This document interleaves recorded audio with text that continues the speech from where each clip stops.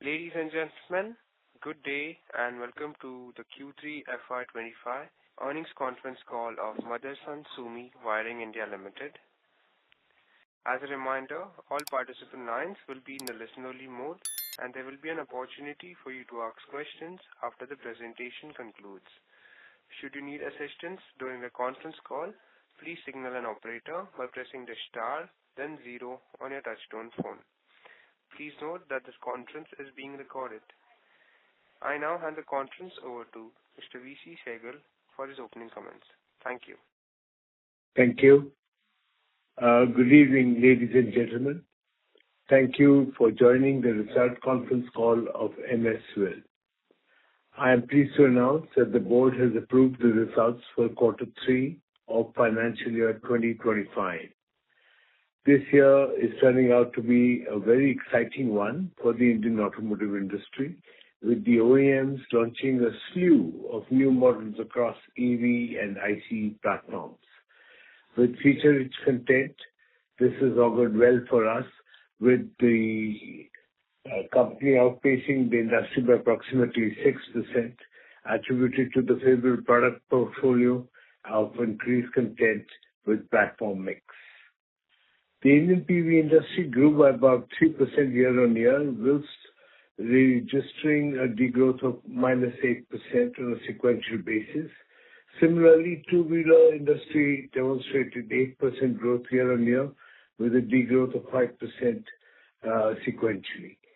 While CV industry, specifically for heavy-duty and medium-duty trucks, remained weak on a yearly basis, growth of about 4% on a sequential basis.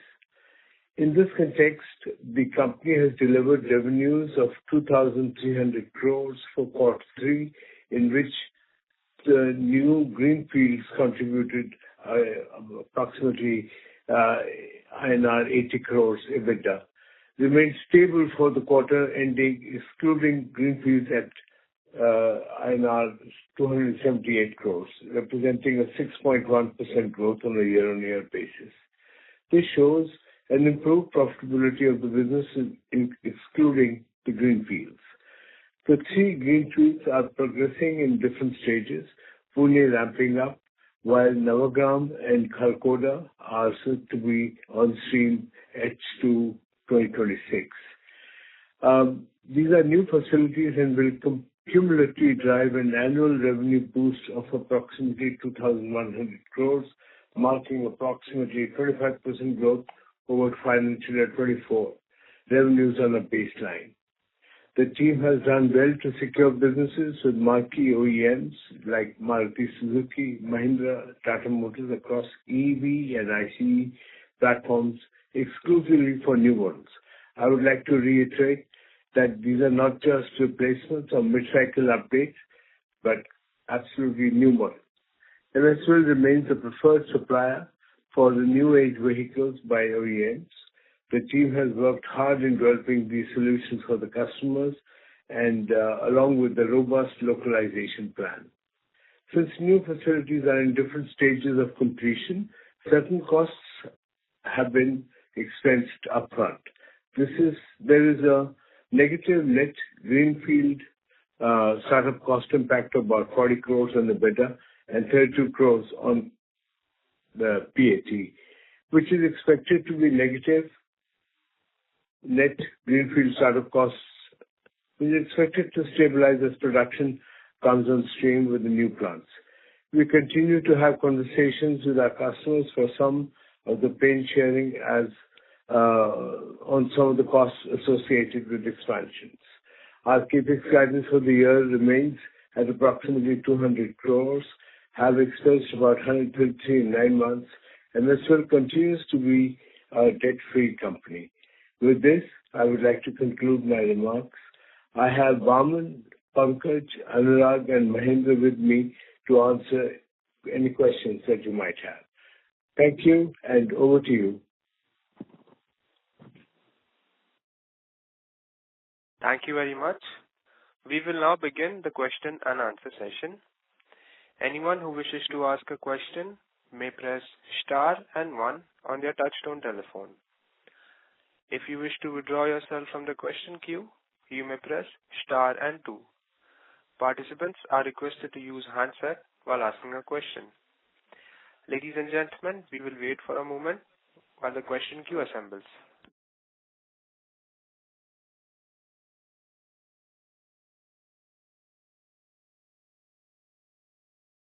The first question is from the line of Jinesh Gandhi from Ambit Capital. Please go ahead. Yeah, hi, sir. A couple of questions from my side. One is, you talked about 40 crore impact at EBITDA level from the greenfield.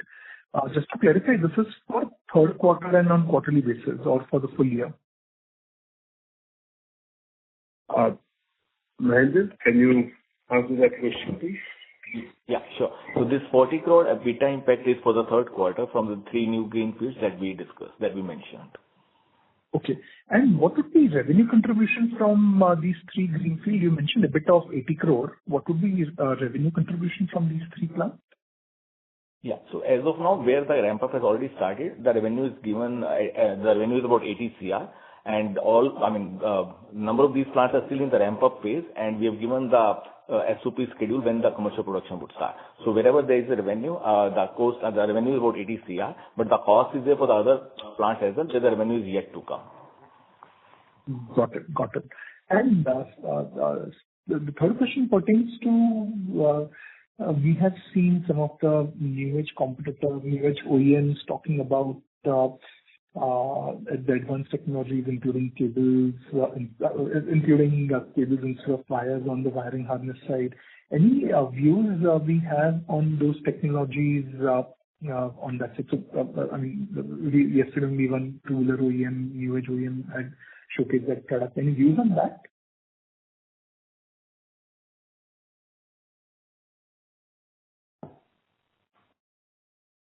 Jinesh, can you please repeat your question?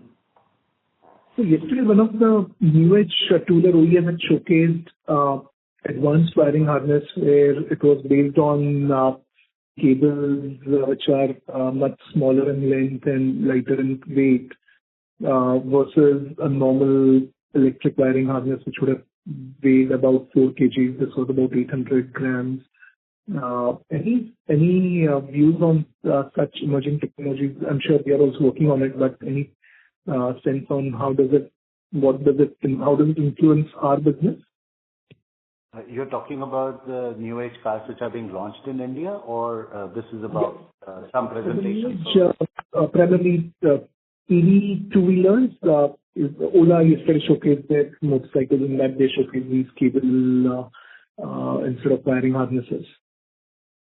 You're talking about the two-wheelers. So these are like these 3 plants which we explained are about the new age cars which are coming in.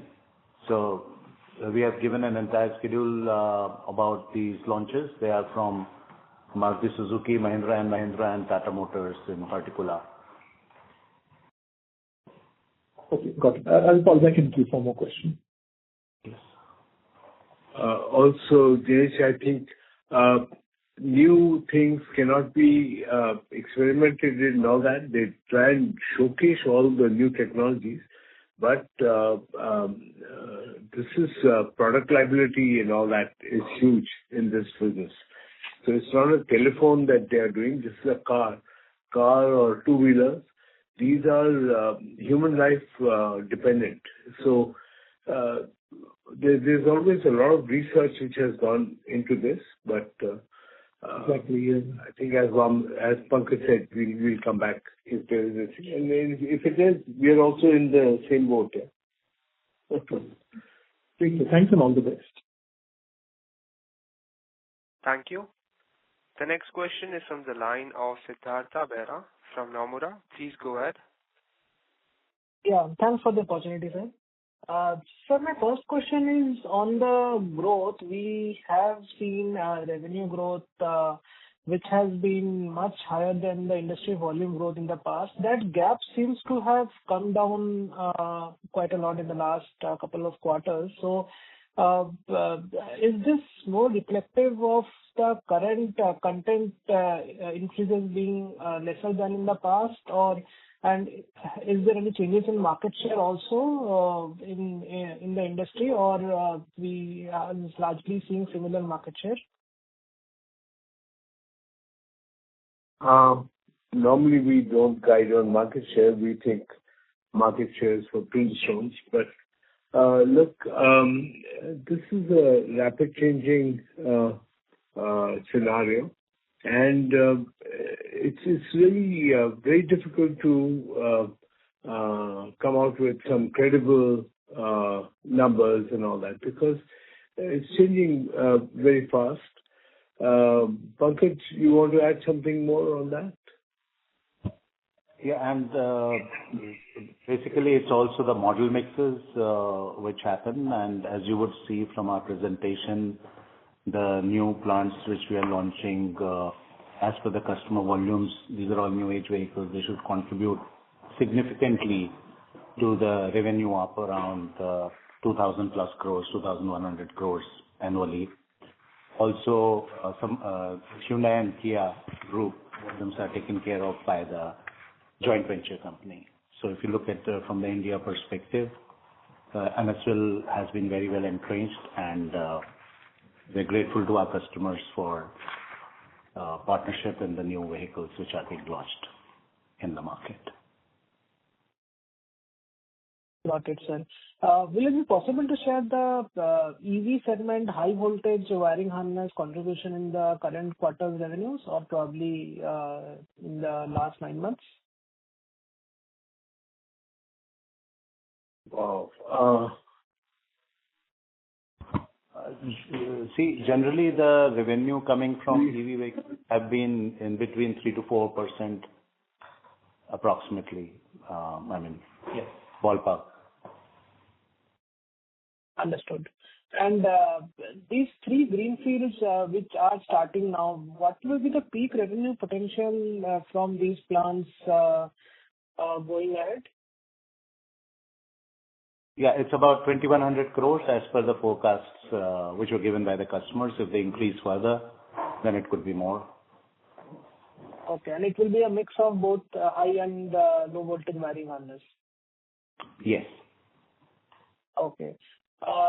So this ramp up, so startup costs we should expect should start normalizing from quarter 4 onwards, or do you think the startup costs may continue for some more time before this ramp up plays out?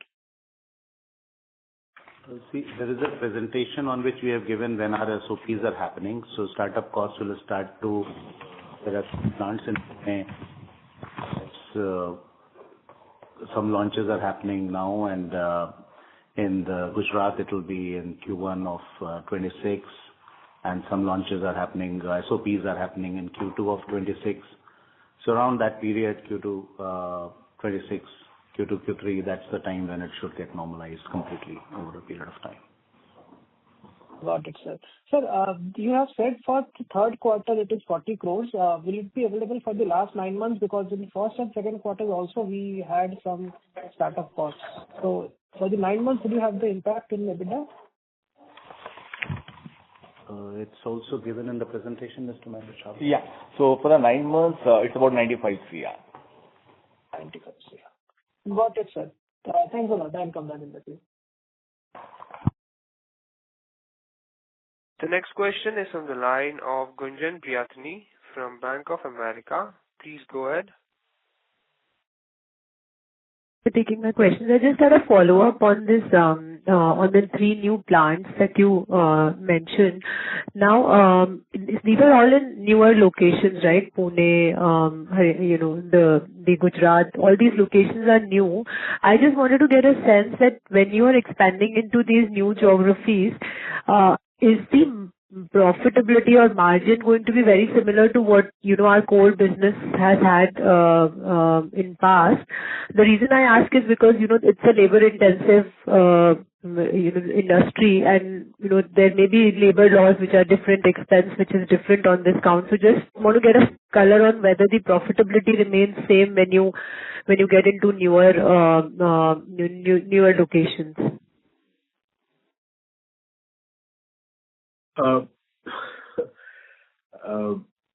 Pankaj and Mahendra can take this. Yeah, ma'am, for us, we have been in Pune for a very long time. So initially there have been brownfield expansions and greenfield expansions in Pune. So Pune has been since 1997 or something we have been there. So it's old time. Then Gujarat also, we have been there in Sanand. So this is an expansion in a new land because the volumes are growing. So we are setting up more facilities. Similarly, if you look at Kharkhoda, it is not very far from within the NCR region where we have been there since the beginning, since the foundation of the company. And when we go to new regions also, we take care because every time we have been expanding, the company has more than 30 manufacturing sites today. It has expanded very well and having a concept of a mother plant which supports any new plant which comes in with people getting trained and people being treated respectfully in every geography where we are. So MSWIL operates its plants in every region of the country wherever the car makers are there, whether be it in Chennai or Bangalore or Gujarat, Pune, NCR region, everywhere. So with its good practices and human practices, it has been operating the plants efficiently in all the regions. Okay, understand that. And the other thing that you mentioned that we are in conversations with the OEMs to share the pain on the startup cost. Is that a practice which is usual? I would expect that, these contracts are only when the revenue start to accrue. So is there something that we can expect that these costs hit could come down before the plant ramp up happens? I'm not quite sure of the comment that you made initially. Ma'am, there are certain costs which get incurred during the development period. There are certain changes which happen during the development period. So that's why that comment is there.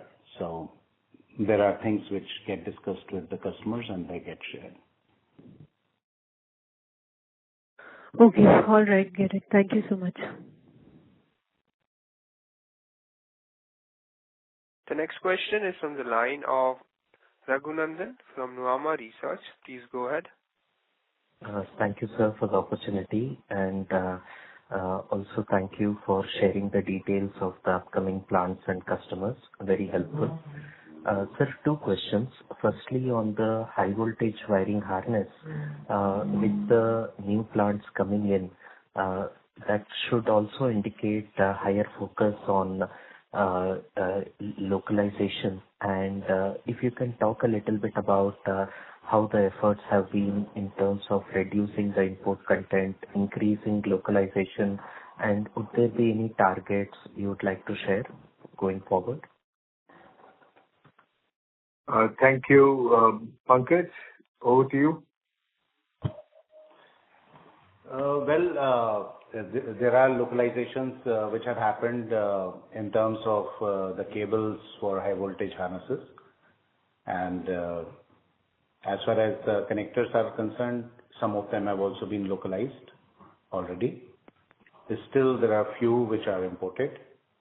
And as we see newer models coming in, especially coming from global car makers, there may be still some more import contents as they've been designed outside, but they all have a direction that over a period of time they would want to localize, or as they launch more models, they would like to localize. Thank you, sir. And imports, the currency movement of late is turning where rupee is depreciating continuously. On the USD INR movement, would we have arrangements with customer to pass on the impact? Yes, sir. Got it, sir. We have almost every customer, so. Pankaj, am I right? Yes, sir. Yes, sir. Thank you, sir. That's Thank right. you so much.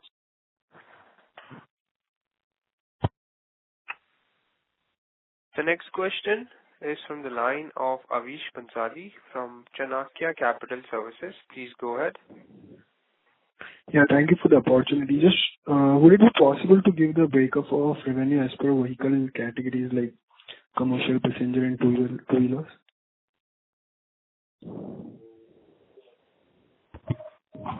Narendra, we have given that in the... Yes, sir. We provide... Break it down.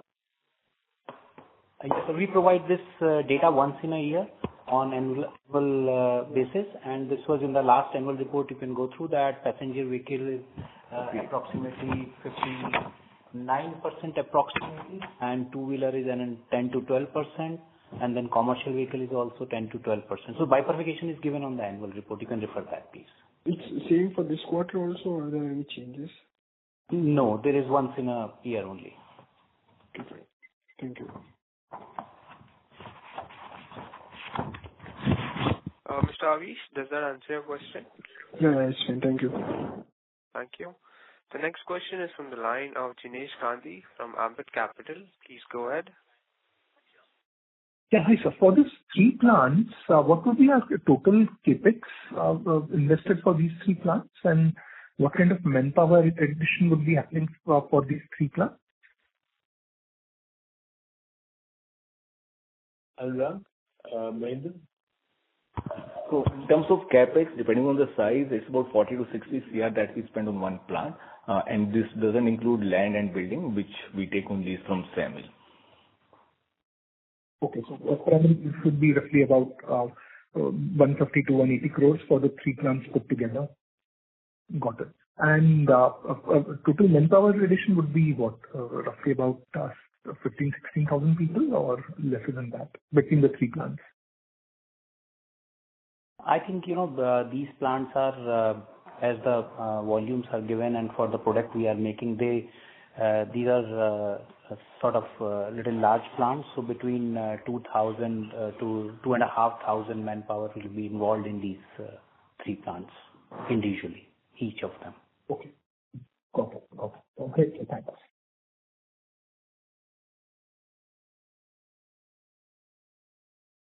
Thank you. Participants who wish to ask a question may press star and 1 at this time. Ladies and gentlemen, if you wish to ask a question to the management, you may press star and 1.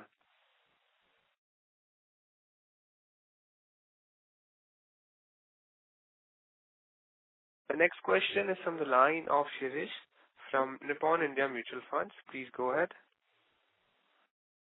I'm trying to understand the correlation between copper prices and so if I look at the industry growth and add it up with the copper prices, somehow your growth seems much lower than the number which I was looking at. So can you explain why really is there a difference? Because why copper prices are up 12%, plus industry volume growth also was not too bad. So our growth in that context looks a little low. If you can elaborate on that, sir, please. Look, your calculations are based on what? On your calculations, or it's some kind of a standard or something? So just looking at the copper prices, there was a fair bit of inflation. So just want to understand if how are you looking at market shares? Are the market shares stable, or was there a difference between the production and the wholesale numbers that we are looking at for the industry? I think we've already said that our growth is higher than that of the market, but we can't just answer on speculation that it looks lower, it looks higher. Very difficult for us to quantify what you're saying, on what basis you're comparing. But Pankaj... Copper price inflation was 12%, and the industry growth would have been close to... So if I draw parallel from that, 59% comes from PV, 12% from NSE. On that basis, the industry would have grown at least like a double-digit kind of a number, close to like a low double digit. So based on that, yeah. So the industry growth, if you will see, is about 3%, sir. Okay, understood. Sure, thank you. Right. Thank you. A reminder to all participants that you may press star and one to ask a question. Participants who wish to ask a question to the management may press star and one.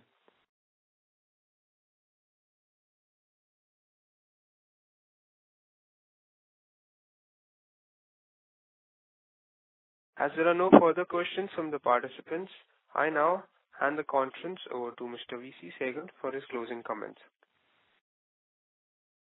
Yeah, I think the board congratulated the team. I think they've done a phenomenal job, including the marketing people and all that. 3 new plants in 3 new geographies. Even though we are present there, it's still a huge mammoth task, but the company has done that. The prospects look phenomenal even in the coming months and all that. We'll keep you informed. And thank you very much and wish you all a very good week ahead. Thank you.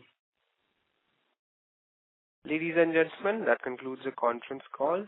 Thank you for joining us, and you may now disconnect your lines. Thank you.